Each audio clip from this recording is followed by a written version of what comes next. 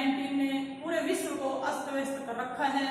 ऐसे समय में स्कूल, कॉलेजेस तथा सभी शिक्षण संस्थाएं बंद पड़ी है, लेकिन हम जैसे गुरुओं के आपके समक्ष होते हुए आप छात्रों को बिल्कुल भी टेंशन लेने की आवश्यकता नहीं है, क्योंकि हम आपके लिए 24 आवर्स तैयार हैं, चाहे ऑनलाइन क्लासेस के माध्यम से, चाहे अपने चैनल के माध्यम से। तो प्यारे बच्चों, मैं मैडम तुष्मा तंवर आज आपके लिए लेकर आई हूँ 12th क्लास पॉल साइंस के पार्ट 1 का लेसन नंबर 4 भारत के विदेश संबंध अर्थात इंडिया एक्सटर्नल रिलेशंस। प्यारे बच्चों, जिस प्रकार कोई भी व्यक्ति बिना समाज के अलग थलग नहीं रह सकता है, उसे अपनी आवश्यकताओं के लिए समाज में शामिल होना पड़ता है, ठीक उसी प्रकार विश्व का कोई भी देश विश्व से अलग थलग नहीं रह सकता है। उसे अपनी आर्थिक, राजनीतिक तथा सांस्कृतिक आवश्यकताओं की पूर्ति के लिए विश्व के देशों के साथ संबंध रखना पड़ता है। ये संबंध हमारी विदेश नीति पर निर्भर करते हैं। इन संबंधों को स्थापित करने में कोई देश जिस नीति का फॉलो करता है, जिस नीति का अनुसरण करता है, उसे ही उस देश की विदेश नीति कहा जाता है। अर्थात वे सिद्धांत, वे नियम जिसके आधार पर हम अन्य देशों के साथ अपने संबंध बनाते हैं, उन्हीं सिद्धांतों को विदेश नीति कहते हैं। हम भारत के बारे में सोचें तो भारत जिस समय आजाद हुआ था, उस समय विश्व परिदृश्य कुछ ऐसा था कि दुनिया के सभी देश दो गुटों में बटे हुए थे। एक गुट का मालिक था संयुक्त राज्य अमेरिका और इंग्लैंड जैसे देश, तथा दूसरे गुट का मालिक था सोवियत संघ रूस, जिसमें साम्यवादी शासन प्रणाली लागू थी, तथा अमेरिका जैसे देशों में लोकतंत्रीय शासन प्रणाली लागू थी। ऐसे में भारत के समक्ष ये प्रश्न था कि जो अभी नव स्वतंत्रता प्राप्त देश है, उसको किसी गुट में शामिल होना चाहिए या फिर अपनी स्वतंत्र विदेश नीति का पालन करना चाहिए। वैसे तो पंडित जवाहरलाल नेहरू शुरू से ही शांति की नीति के समर्थक थे तथा गुट निरपेक्षता के समर्थक थे। वो पहले से ही गुटों की राजनीति देखते आ रहे थे, क्योंकि जब जब विश्व दो गुटों में बटा है, तब तब विश्व युद्ध हुए। अतः नेहरू जी ने एक बार 1946 में एक सभा में बोलते हुए भी कहा था कि अपने विदेश संबंधों में भारत एक स्वतंत्र विदेश नीति का अनुसरण करेगा तथा गुटों से अलग रहने की नीति अपनाएगा तथा गरीबी, अनपढ़ता, बेरोजगारी, ये ऐसी समस्याएं हैं जिन्होंने पूरे विश्व को प्रभावित किया है, इन समस्याओं को दूर करने की नीति अपनाएगा। उन्होंने कहा था कि महाशक्तियों का पिछलग्गू बनने से हमेशा देशों को आघात पहुंचा। अतः उन्होंने इनसे बचने की नीति का पालन करने की पहले से ही सोच रखी थी। जब भारत 1947 में स्वतंत्र हुआ तो पंडित जवाहरलाल नेहरू भारत के प्रथम प्रधानमंत्री बने। प्रथम प्रधानमंत्री बनने के साथ साथ भारत का विदेश विभाग भी उन्हीं के हाथों में था। अतः उन्होंने भारत के लिए एक स्वतंत्र विदेश नीति का निर्माण किया। हालांकि संसद के कुछ सदस्य जैसे अंबेडकर जी, श्री राजगोपालाचारी जी यूएसए के गुट में शामिल होने के समर्थक थे, परंतु पंडित जवाहरलाल नेहरू और उनके साथियों ने एक स्वतंत्र विदेश नीति का अनुसरण किया ताकि विश्व को एक तृतीय महायुद्ध की तरफ धकेलने से बचा जा सके। अतः प्यारे छात्रों, जब भारत ने अपने सरकार को चलाने के लिए एक संविधान का निर्माण किया तो उस संविधान के आर्टिकल 51 में बहुत ही स्पष्ट शब्दों में लिखा गया है कि भारत की जो विदेश नीति होगी वह अंतरराष्ट्रीय शांति को और सुरक्षा को बढ़ावा देने वाली होगी। अतः भारत ने अपने लिए एक शांति की नीति का अनुसरण किया। अब हम देखते हैं कि भारत की जो विदेश नीति है उसके सिद्धांत कौन कौन से हैं। भारत की विदेश नीति में हमेशा से ही गुट निरपेक्ष और पंचशील के सिद्धांतों का महत्व रहा है। तो सबसे पहले आइए हम देखते हैं गुट निरपेक्षता को। गुट निरपेक्षता भारतीय विदेश नीति का बहुत ही महत्वपूर्ण सिद्धांत है। गुट निरपेक्षता को अंग्रेजी में नॉन अलाइनमेंट कहते हैं। भारत एक ऐसा देश है जो गुटों की राजनीति में नहीं पड़ना चाहता था, अतः सबसे पहले भारत ने अपने पड़ोसी देशों के साथ मिलकर के गुट निरपेक्षता के विचारों को बढ़ावा देने की सोची। अतः इस बात को लेकर के सन 1955 में इंडोनेशिया के शहर बांडुग में एक सम्मेलन किया गया, जिसमें 29 देशों ने भाग लिया तथा गुट निरपेक्षता के महत्व को इन सभी देशों ने समान विचार से स्वीकार किया, क्योंकि ये सभी देश वो थे जो एशिया, अफ्रीका और लैटिन अमेरिका के थे और इस साम्राज्यवादी शक्तियों का शिकार रह चुके थे। अतः इस गुट निरपेक्ष आंदोलन को बढ़ावा देने के लिए फिर बेलग्रेड में 1961 में गुट निरपेक्ष देशों का प्रथम शिखर सम्मेलन आयोजित हुआ, जिसमें गुट निरपेक्षता के सिद्धांतों को सुनिश्चित किया गया तथा इसका एक सचिवालय बनाया गया तथा ये माना गया कि हर 3 साल में एक बार गुट निरपेक्ष सम्मेलन होगा। इसी कड़ी में गुट निरपेक्ष देशों का 7वां शिखर सम्मेलन भारत की राजधानी नई दिल्ली में आयोजित किया गया। कई बार परीक्षाओं में नेम के बारे में पूछा जाता है कि नेम क्या है।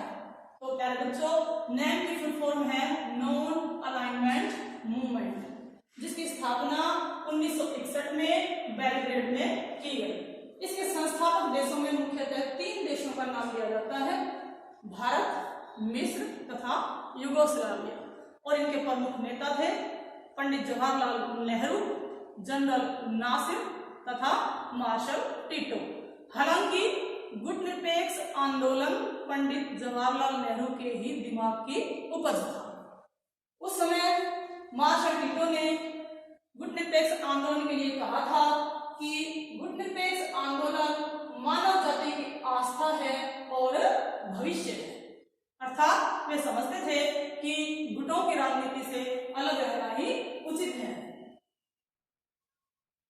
गुट निरपेक्ष आंदोलन के अब तक 17 शिखर सम्मेलन हो चुके हैं। 17वां शिखर सम्मेलन 2019 में वेनेजुएला में आयोजित किया गया था।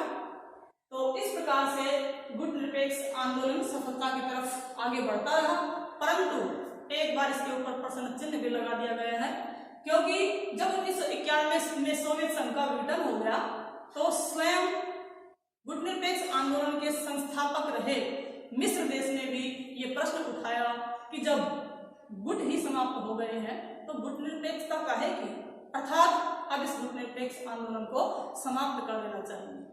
लेकिन भारत जैसे देशों का विचार था कि गुट निरपेक्ष आंदोलन का महत्व अभी भी है। हालांकि गुट समाप्त हो गए हैं, परंतु गुट निरपेक्ष देशों की बहुत सी ऐसी समस्याएं अभी भी मौजूद हैं कि उनको इस गुट निरपेक्ष आंदोलन के मंच से ही सुलझाया जा सकता है, जैसे कि नई अंतर्राष्ट्रीय अर्थव्यवस्था की स्थापना करना और जो है पर्यावरण की सुरक्षा के लिए, विकासशील देशों के विकास करने के लिए तथा महाशक्तियों से आर्थिक सहायता प्राप्त करने के लिए और विश्व को एक तृतीय महायुद्ध से बचाए रखने के लिए अभी भी गुट निरपेक्ष आंदोलन का महत्व बना हुआ है। अतः गुट निरपेक्ष आंदोलन सफल है। वर्तमान समय में 120 देश इसके सदस्य बन चुके हैं। तो गुट निरपेक्षता भारत की विदेश नीति में एक विशेष महत्व रखता है। इसका दूसरा सिद्धांत है पंचशील, अर्थात शील के 5 सिद्धांत। ये पंचशील के सिद्धांत ऐसे हैं जिनको भारत ने चीन के राष्ट्रपति चाओ एन-लाई जब 1954 में भारत में आए तो उस समय हमने पंचशील के सिद्धांतों का निर्माण किया था तथा चीन के साथ एक मित्रता की संधि की थी। इन 5 सिद्धांतों में शामिल है भारत चीन या किसी अन्य देश के आंतरिक मामलों में हस्तक्षेप नहीं करेगा, अन्य देशों की सीमाओं का सम्मान करेगा, शांतिपूर्ण सह अस्तित्व के साथ रहेगा। भारत किसी भी देश पर पहले आक्रमण नहीं करेगा तथा परस्पर लाभ एवं परस्पर सम्मान का अनुकरण करेगा। परंतु चीन ने जल्द ही इस सिद्धांत के महत्व को खत्म कर दिया तथा 1962 में भारत के ऊपर आक्रमण कर दिया। लेकिन ये सिद्धांत आज भी भारत की विदेश नीति में बने हुए हैं। इसका तीसरा सिद्धांत है निशस्त्रीकरण अर्थात डिसआर्मामेंट। भारत की हम आजादी के समय की स्थिति का अवलोकन करें तो पाते हैं कि भारत उस समय नितांत गरीबी, बेरोजगारी, अनपढ़ता आदि की स्थिति में था। ऐसे में भला भारत शस्त्रीकरण के बारे में कैसे सोच सकता था? अतः भारत ने निशस्त्रीकरण की नीति को अपनाया और इसके लिए भारत ने 1968 में परमाणु अप्रसार संधि अर्थात नॉन प्रोलिफेरेशन ट्रीटी पर भी साइन कर दिए थे, अर्थात भारत शस्त्रीकरण को नहीं अपनाएगा। परंतु प्यारे बच्चों, 1960 से 70 के दशक में महज एक दशक में ही भारत ने 3 विदेशी आक्रमणों का सामना किया। 1962 में चीन ने भारत पर आक्रमण किया, 1965 में पाकिस्तान ने भारत पर आक्रमण किया तथा 1971 में ही पाकिस्तान के साथ एक और युद्ध का सामना भारत को करना पड़ा। तो ऐसे समय में भारत की विदेश नीति में आए कुछ बदलाव, अर्थात भारत की जो विदेश नीति थी वह परमाणु नीति की तरफ आगे बढ़ने लगी। इसमें कुछ उतार चढ़ाव आने लगे। वैसे तो भारत ने 1948 में ही AEC अर्थात एटॉमिक एनर्जी कमीशन की स्थापना कर ली थी। बाद में 1957 में इसी कमीशन का पुनर्गठन किया गया तथा 1962 में AEC का नाम परिवर्तित करके बार्ज अर्थात भारत एटॉमिक रिसर्च सेंटर रख दिया गया तथा तत्कालीन प्रधानमंत्री श्रीमती इंदिरा गांधी ने 1971 में किया पहला परमाणु 1974 में 18 मई 1974 में पहला परमाणु परीक्षण करके विश्व को चौंका दिया। परंतु उन्होंने कहा कि हमने जो परमाणु परीक्षण किया है उस परमाणु शक्ति का प्रयोग हम निर्माण कार्यों में करेंगे, न कि युद्धों में। उसके बाद भारत ने CTBT पर हस्ताक्षर करने से इनकार कर दिया। CTBT क्या है? यह है कॉम्प्रिहेंसिव टेस्ट बैन ट्रीटी। ये संधि 1996 में हुई अर्थात परमाणु परीक्षण प्रतिबंध संधि, क्योंकि भारत का मानना है कि CTBT पक्षपातपूर्ण है, अर्थात परमाणु शक्ति संपन्न देशों ने स्वयं तो परमाणु हथियारों का निर्माण कर लिया है, स्वयं तो परमाणु शक्ति संपन्न बन गए हैं, लेकिन भारत जैसे विकासशील देशों को वो परमाणु शक्ति करने से रोकने के लिए CTBT को लाते हैं। अतः भारत ने कहा कि भारत इस पर हस्ताक्षर नहीं करेगा और भारत की नकल करते करते पाकिस्तान ने भी इसके ऊपर हस्ताक्षर करने से इनकार कर दिया। और उसके साथ ही 1998 में जब भारतीय जनता पार्टी की सरकार आई और श्री अटल बिहारी वाजपेयी प्रधानमंत्री बने तो उन्होंने साथ ही कर डाले मई 1998 में 5 परमाणु परीक्षण और विश्व बन गया भारत बन गया परमाणु शक्ति संपन्न राष्ट्र। इस बात को लेकर के अमेरिका को बहुत ऐतराज हुआ और अमेरिका ने भारत पर आर्थिक प्रतिबंध भी लगा दिए, परंतु ये प्रतिबंध 1 वर्ष के लिए लगाए गए थे और साथ ही अटल बिहारी वाजपेयी जी ने घोषणा कर दी थी कि हम पहले प्रहार नहीं करेंगे तथा परमाणु विहीन राष्ट्रों पर भी प्रहार नहीं करेंगे, अर्थात भारत अपनी विदेश नीति के शांति के तत्व पर अड़िग है और इसका वो हमेशा अनुकरण करता है। और प्यारे बच्चों, एक अन्य तत्व है भारत की विदेश नीति का UNO का समर्थन। आपको मालूम होना चाहिए कि भारत संयुक्त राष्ट्र संघ का आरंभिक सदस्य है। UNO की स्थापना 24 अक्टूबर 1945 को हुई और 51 देशों ने 24 अक्टूबर 1945 को इस पर हस्ताक्षर किए महासंघीय, जिसमें से भारत भी एक सदस्य है। भारत यूएनओ का समर्थन करता है क्योंकि यूएनओ का उद्देश्य भी है शांति की स्थापना करना एवं युद्धों को रोकना। भारत के विभिन्न प्रबुद्ध लोगों ने यूएनओ की महत्वपूर्ण संस्थाओं में समय समय पर काम किया है, जैसे कि अंतर्राष्ट्रीय न्यायालय के न्यायाधीश के पद पर, महासभा के अध्यक्ष के पद पर, सचिव के पद पर वो अपनी सेवाएं समय समय पर देते रहे हैं। और इसके साथ ही जब जब भारत की सेनाओं की आवश्यकता यूएनओ को पड़ी है तो भारत ने अपनी सेना यूएनओ के लिए प्रदान की है। जैसे कि कोरिया संकट के समय, सुएज नहर संकट के समय भारत की सेनाओं ने इन संकटों को हल करने में अपना अभूतपूर्व योगदान दिया है। भारत की नीति का अन्य तत्व है नस्लवाद तथा रंग भेद का विरोध। अंग्रेजों ने अफ्रीका में तथा भारत में इन लोगों के साथ नस्लीय और रंग भेदभाव किया, अतः इन लोगों को पशु के समान मानते थे तथा स्वयं को श्रेष्ठ मानते थे। अतः भारत ने इस नीति का विरोध किया है। अगला सिद्धांत है विस्तारवाद का विरोध। भारत का मानना है कि सभी देशों को स्वतंत्र रहने का अधिकार है, उनको अपनी प्रभुसत्ता बनाए रखने का अधिकार है। दूसरे देश आक्रमण करके उनको अपना गुलाम नहीं बना सकते हैं, उनके क्षेत्र को नहीं हथिया सकते हैं। अतः भारत विस्तारवाद का भी विरोध करता है। अगला तत्व है शांति का समर्थन। भारत अपने ऐतिहासिक काल से ही शांति का पुजारी है, शांति एवं भ्रातृभाव का समर्थक रहा है। प्यारे बच्चों, ये महात्मा बुद्ध की, महावीर स्वामी की, महात्मा गांधी, गुरु नानक देव की धरती है, जिन्होंने हमेशा शांति का संदेश दिया है और इसलिए भारत आज भी इन्हीं अपनी परंपराओं को बनाए रखे हुए है, अपनी संस्कृति को सुरक्षित रखे हुए है और शांति को बढ़ावा देता है। इसके अलावा एक अन्य सिद्धांत और भी है और वो है आतंकवाद का विरोध। आतंकवाद एक ऐसी समस्या बन गई है जिससे न केवल एक आज भारत बल्कि विश्व के अधिकतर देश इसकी चपेट में आ चुके हैं और इससे परेशान हैं।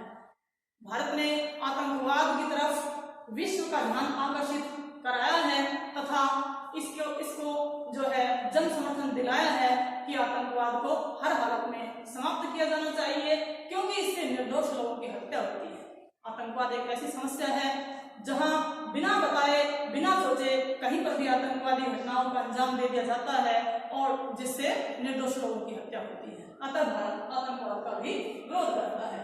अब प्यारे बच्चों, ये तो थे भारत की विदेश नीति के सिद्धांत। लेकिन कहा जाता है कि जो किसी देश की विदेश नीति होती है वह वहां के राष्ट्रीय हितों से प्रभावित होती है, अर्थात प्रत्येक देश अपने राष्ट्रीय हितों को ध्यान में रखते हुए ही अपनी विदेश नीति का निर्माण करता है।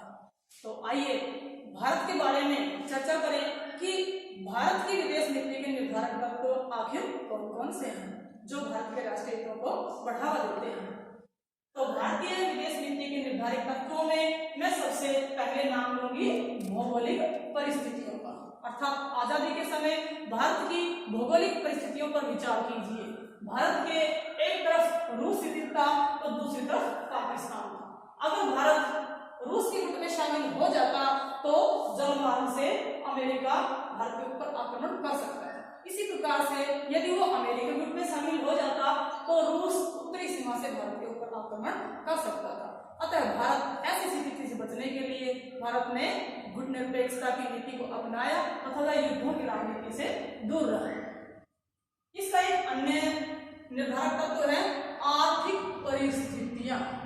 जैसा कि हम पहले भी बता चुके हैं कि आजादी के समय भारत नितांत गरीबी की आवश्यकता स्थिति में था, उसे अपना पुनर्निर्माण करने की आवश्यकता थी। ऐसी स्थिति में उसे दोनों ही महाशक्तियों से आर्थिक सहायता की जरूरत थी। अतः उसने दोनों से ही मित्रता अपनाने पर बल दिया और हुआ भी ऐसा ही। भारत ने दोनों महाशक्तियों से उस समय आर्थिक सहायता प्राप्त की तथा यही कारण है कि भारत में उस समय भिलाई तथा बोकारो जैसे भारी उद्योग स्थापित किए गए जो कि इन्हीं देशों की सहायता से लगाए गए। इसका एक अन्य तत्व है राष्ट्रीय हित।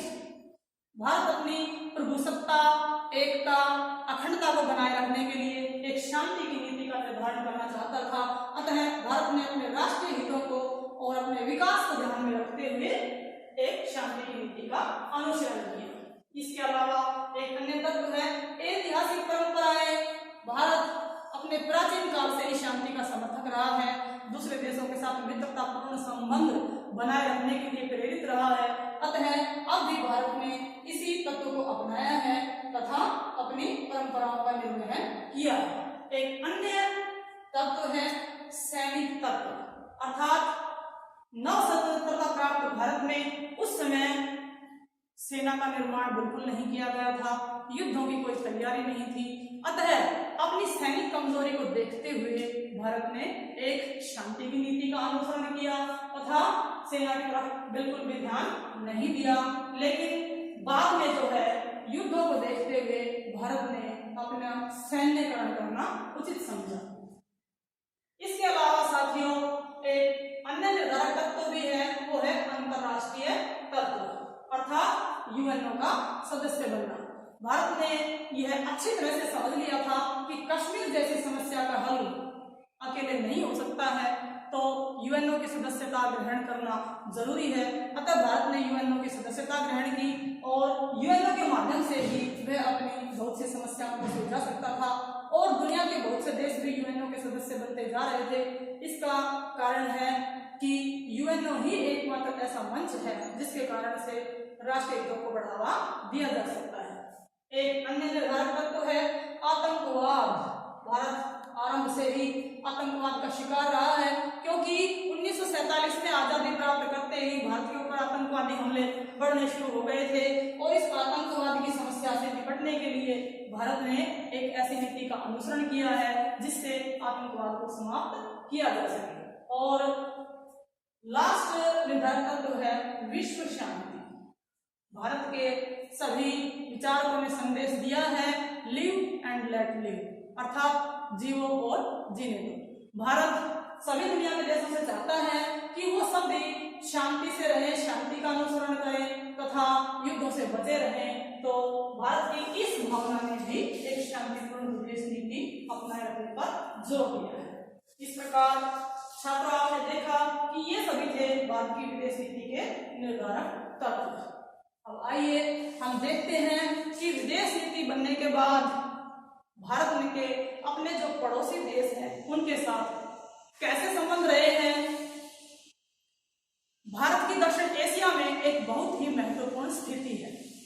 दक्षिण एशिया में भारत का भौगोलिक क्षेत्र तथा भारत की जनसंख्या अन्य सभी पड़ोसी देशों से बहुत अधिक है।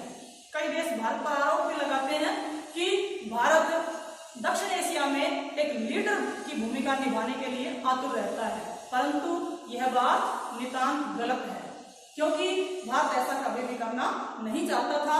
विशेषकर 1971 के भारत पाक युद्ध के लिए यही बात कही जाती है कि भारत को 1971 के युद्ध में नहीं पड़ना चाहिए था, लेकिन उसने दादागिरी दिखाते हुए इस युद्ध में भाग लिया।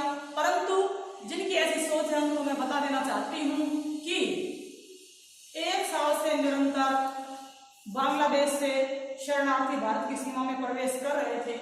भारत उन लोगों को कहां आश्रय देता तथा उनके लिए भोजन पानी की व्यवस्था करना, रहने की व्यवस्था कैसे कर सकता था।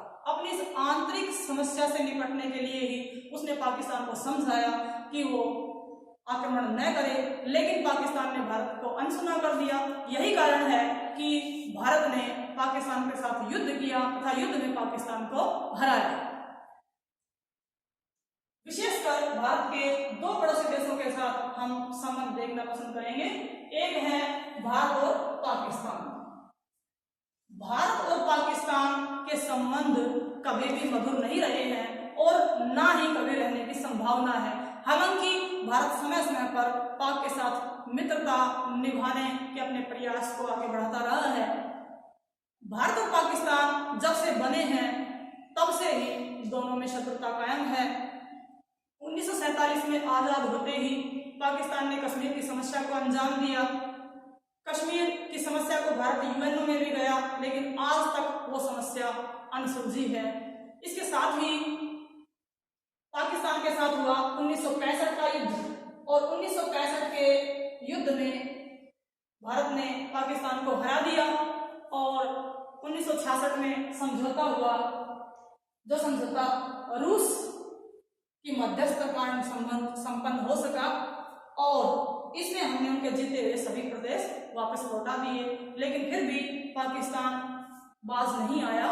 1971 में फिर से एक युद्ध हुआ जो कि शिमला समझौते से जो है उसको समझौता किया गया।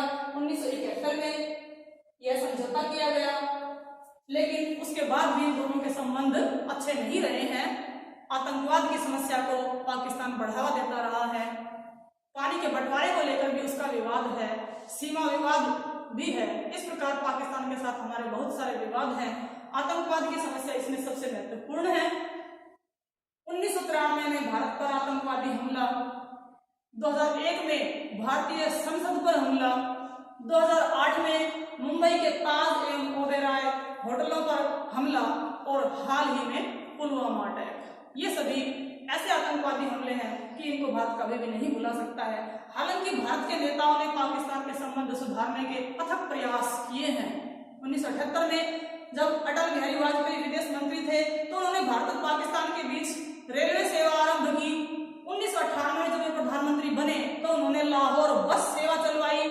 इसी प्रकार हमारे वर्तमान प्रधानमंत्री माननीय श्री नरेंद्र मोदी जी ने 2014 में अपने शपथ समारोह में पाकिस्तान एवं अन्य पड़ोसी देशों को आमंत्रित किया, दक्षिण एशिया के सभी देशों को आमंत्रित किया ताकि उनको एक मित्रता का संदेश दिया जा सके तथा उनके साथ शांतिपूर्ण संबंध कायम किए जा सके। लेकिन पाकिस्तान ने इन सभी चीजों को नजरअंदाज किया और आज भी पाकिस्तान के साथ हमारे संबंध अच्छे नहीं है। अब हम देखते हैं चीन के साथ संबंध। चीन के साथ भारत ने पूरी मित्रता के संबंध नीति अपनाने का प्रयास किया, परंतु वह भी विफल रही। 1954 में हमने चीन के साथ किया पंचशील समझौता। जब चीन के राष्ट्रपति चाउ एन लाई भारत की यात्रा पर आए तो पंडित नेहरू ने उन्हें अपने पूरे देश की प्रयोगशालाएं दिखाई और उनको शायद समझ में आ गया कि भारत का कोई सैन्यकरण नहीं हुआ है, भारत में कोई परमाणु हथियार नहीं बनाए गए हैं और उन्होंने जो है उचित मौका देखा कि इस समय भारत जो है युद्ध जीतने की स्थिति में नहीं है। तिब्बत के धार्मिक गुरु दलाई लामा जब चीन से परेशान होकर भारत की शरण में आ गए तो भारत ने उनको शरण दी। चीन ने कहा कि वो दलाई लामा को भारत से बाहर निकाले, लेकिन प्यारे बच्चों आप तो जानते हैं भारत की नीति रही है अतिथि देवो भव, अर्थात जो अतिथि होते हैं वो देवता होते हैं, उनका हम सदैव सम्मान करते हैं। तो भला दलाई लामा के साथ हम ऐसा दुर्व्यवहार कैसे कर सकते थे। चीन भारत की इस बात को लेकर के नाराज हो गया और 1962 में चीन ने भारत पर आक्रमण कर दिया। एक तरफा आक्रमण और अंतर्राष्ट्रीय दबाव के कारण फिर स्वयं ही चीन ने वह आक्रमण अपना समाप्त कर दिया, क्योंकि अमेरिका जैसे देश ने धमकी दी थी कि ये चीन की कैसी हरकत है कि जो भारत जैसे देश पर जिसमें कोई सैन्यकरण नहीं है, जिसकी कोई युद्ध की इच्छा नहीं है, फिर चीन ने क्यों आक्रमण किया है। उस समय चीन ने भारत के 90,000 वर्ग किलोमीटर क्षेत्र को हथिया लिया था, जो आज भी चीन के पास है। इसके बाद भारत और चीन के संबंध पूर्णतः समाप्त हो गए थे। अब दोनों देशों के बीच कोई संबंध नहीं था और पंडित जवाहरलाल नेहरू को इस युद्ध से बहुत अधिक आघात पहुंचा और शायद इसी की वो बलि चढ़ गए। 27 मई 1964 को पंडित जवाहरलाल नेहरू का देहांत हो गया। और प्यारे बच्चों, लेकिन 1978 में माओ से तुंग अर्थात चीन के साम्यवादी नेता जिन्होंने 1949 में चीन में साम्यवादी शासन की स्थापना की थी, उनका देहांत हो गया क्योंकि वे भारत के विरोधी थे, क्योंकि भारत में लोकतंत्रीय शासन व्यवस्था थी और वो साम्यवाद का समर्थन करते थे। अतः उनकी मृत्यु के बाद भारत और चीन में फिर से अपने संबंधों को अंजाम दिया गया। फिर से उनके नेताओं ने एक देश से दूसरे देश में आना जाना आरंभ किया और दोनों के बीच में सीमा विवाद को नजरअंदाज करते हुए, दरकिनार रखते हुए आवाजाही आरंभ हुई। सिक्किम के नाथुला दर्रे को खोल दिया गया, जिसके माध्यम से भारत और चीन का व्यापार आरंभ हुआ। चीन के प्रधानमंत्री राष्ट्रपतियों ने भारत की यात्रा की तथा भारत के प्रधानमंत्रियों, विदेश मंत्रियों व राष्ट्रपति ने चीन की यात्रा आरंभ की, जिससे दोनों के देशों के बीच व्यापार काफी काफी विकसित हुआ। आज भारत और चीन के बीच 200 अरब डॉलर से अधिक का वार्षिक व्यापार संपन्न होता है, लेकिन फिर भी दोनों के कभी कभी सीमा विवाद सामने आ जाते हैं। अभी हाल ही में डोकलाम विवाद एक ऐसा ही था जिसमें अंतर्राष्ट्रीय दबाव के कारण चीन को पीछे हटना पड़ा तथा भारत अपनी सीमा को बचाने में सफल हुआ। अभी भी हाल ही में भी देखते हैं कि चीन के जो सैनिक हैं वो कभी भारतीय क्षेत्र में उड़ान भरने लगते हैं हेलीकॉप्टर के माध्यम से, या फिर कभी 100 मीटर 200 मीटर तक अंदर घुसाते हैं और सीमाओं पर अक्सर भारतीय सैनिकों में और चीन के सैनिकों में झड़प होती रहती है। अभी उन दोनों के जो संबंध हैं उनको मित्रता के संबंध नहीं कहा जा सकता है। अतः साथियों देखते हैं कि भारत की विदेश नीति को कितना सफल कहा जा सकता है।